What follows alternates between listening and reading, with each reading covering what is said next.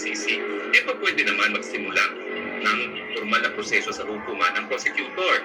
Pero natulog na po sa kangkuhan yung prosecutor at nawala na siya ng jurisdiction matapos sumipa ang pangalawang taon matapos na bumitiw na ang Pilipinas. Kasi kung pagpipilitan na itong obligasyon na ito ay forever, abay, hindi po ba kataruhan naman yan sa mga bansa dahil hindi po mandatory ang kooperasyon sa hukuman.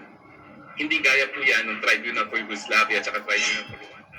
Nang bumuo ay ang UN Security Council.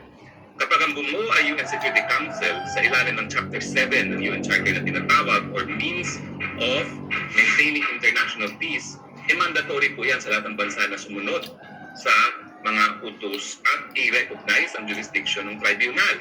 Pero pag voluntaryong tratado po naging basehan sa pagsisimula ang pagbubuo ng hukuman, meron pong karapatan na bumitiw ang mga bansa sa kanilang pagiging miyembro. At yan nga po ang ginawa na ng Pilipinas.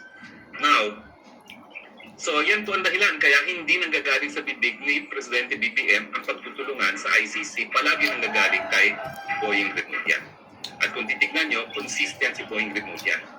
Alam nyo, ang danger sa ginagawa ngayon ng Pilipinas, talagang ginigiit talaga nila si Presidente Duterte. Bakit?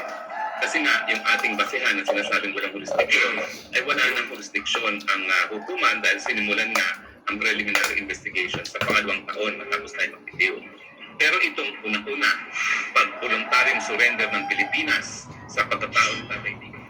Wala pa ang hinihinging kooperasyon, binigay na agad ang pagkatao ni Tatay Digong sa pamamagitan ng kidnapping na hindi dumaan sa proseso ng Rome Statute Article 59 na dapat hinarap muna siya sa lokal na hukuman sa Pilipinas nang sa ganun, maprotektahan ang karapatang pantao ni Tatay Digong at marespeto ang soberenya ng Pilipinas para malaman nga kung meron pang dahilan na i-extradite yung si Tatay Digong sa ICC at siyempre dapat sagutin na lokal na hukuman kung meron pang jurisdiction ang ICC sa kaso ni Tatay Digong dahil hindi yan nasunod, illegal nga yung kanyang pagdadala sa dahig. Kaya nga tinatawag natin yung extraordinary rendition or kidnapping.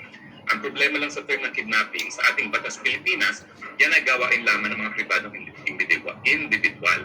Kapag taong gobyerno ang nagkahit ng kalayaan sa isang tao na walang legal na basihan, gaya na nangyari kay Tatay Digong at si retired Justice Ascuna naman ay nagsasabi na yung pamamaraan ng pag-serve ng arrest warrant ay illegal dahil hindi nga dumaan sa lokal na hukuman, ang tawag dyan ay unlawful detention. As distinguished from kidnapping na gawain ng mga pribadong individual. So anyway, itong desisyon na naman ng DOJ Secretary na tayo pa magbibigay ng pamasahe at iba pang gastos para makarating sa ICC mga testigo, yan po ay patunay na sa mulat-ulang talagang ninais ng Marcos administration na makipagtulungan sa ICC, hindi dahil gusto nilang katarungan. Alam naman nila ang katarungan ay po pwedeng mabigay ng ating lokal na hukuman. Ulitin ko po ako'y tumayo bilang isa sa prosecutor na Maguindanao Massacre, 58 murders, and yet dito sa kaso ni Tatay Digong, sinasabi nila 43 victims.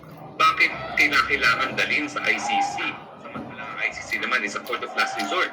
Dapat sila'y gumalaw lamang kapag ang lokal ng hukuman ang hindi makagalaw dahil merong immunity suit, impunity or merong immunity dapat sa nasasaktan o di naman kaya walang gobyernong gumagana. Na hindi naman po ang kaso pagdating sa ating mga korte. In fact, buhay na buhay ang ating korte. We have one of the most active courts, one of the most developed court system in the whole world. Mantakin mo, pagdating sa pangangalaga sa karapatang pantao, meron tayong writ of habeas corpus, meron tayong writ of amparo, meron tayong writ of habeas data. Lahat po yan ay intended para maging special protection sa pangangalaga ng karapatang mabuhay. At hindi naman po lahat ng hukuman sa daigdig ay merong ganyang mga special rates na binuo para pangalagaan ng karapatang mabuhay. Nagpapatunay na buhay ang ating hukuman at kayang-kaya ng hukuman natin na magpataw ng katarungan sa mga biktima. So ulitin ko po hindi sa sinasabi natin na wala ng kaso Tatay Digong. Pero gaya ng sinasabi niya, kung mayroong kaso, respetuhin natin ang pagiging soberenya ng Pilipinas. Dapat sa Pilipinas sinasampayan at madesisyonan ng mga piskal Pilipino at ng mga mahistradong Pilipino. Ang tanong, ano maging pananagutan ni Marcos Jr.? Well, akala siguro ni Marcos Jr. palibasa hindi nanggaling sa kanyang bibig. At the most that he has said is, susunod tayo sa pag-uutos ng Interpol. Eh yan po ay patunay talaga na gross ignorance of the law. Kasi wala naman pong sariling pulis ang